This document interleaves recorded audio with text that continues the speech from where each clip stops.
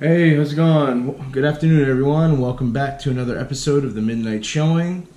I'm Eve, I'm your host, and today we're going to talk about running Halloween movies on film.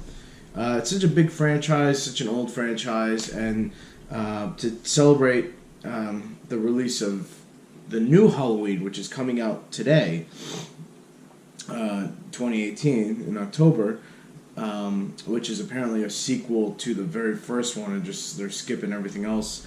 I'm just going to talk about my experience with Halloween movies on film.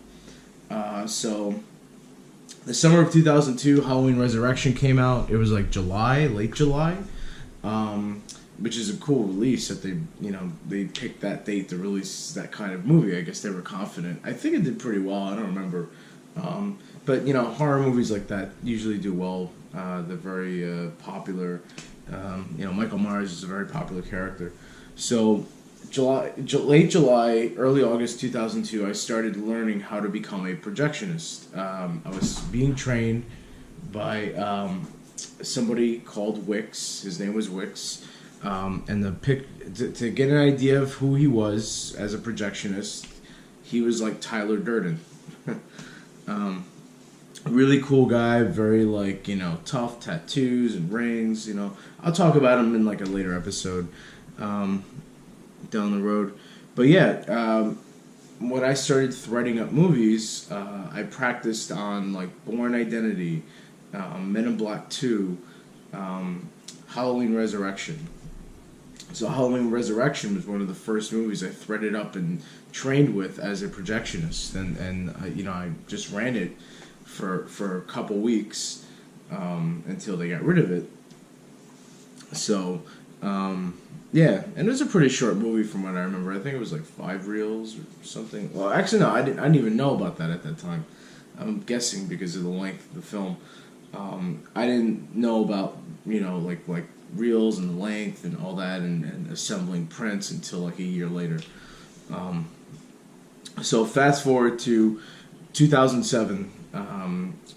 Our theater got I started working at the 2 theaters, the 6plex and the 18 plus IMAX, as I started doing IMAX in 2007, and we got Halloween, the Rob Zombie Halloween, in late August 2007, and that movie was like sold out. It was really packed, really busy, and I think it was about 6 reels or something like that. But yeah, we ran it. For some reason, I've noticed a lot of Halloween movies that I ran always came out in summertime. Not October. I don't know why. And then 2 years later, 2009, you saw the release of Halloween 2, the sequel to the Rob Zombie one.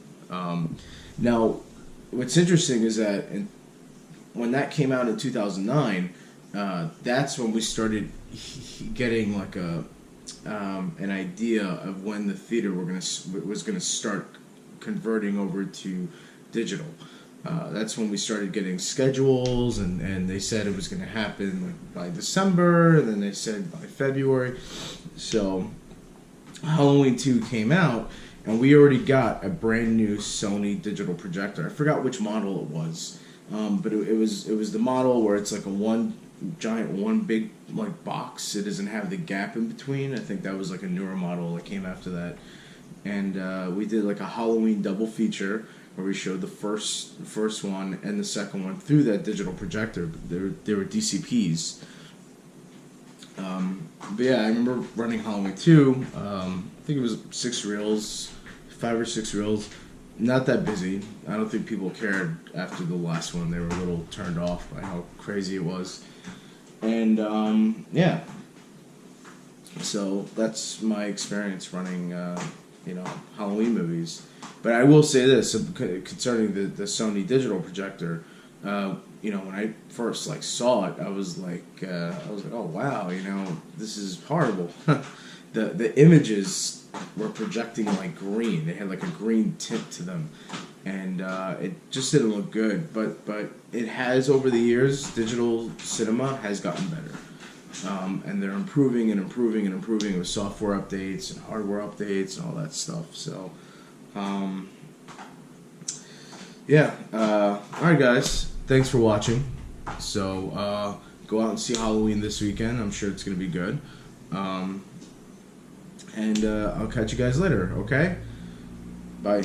And enjoy your Halloween.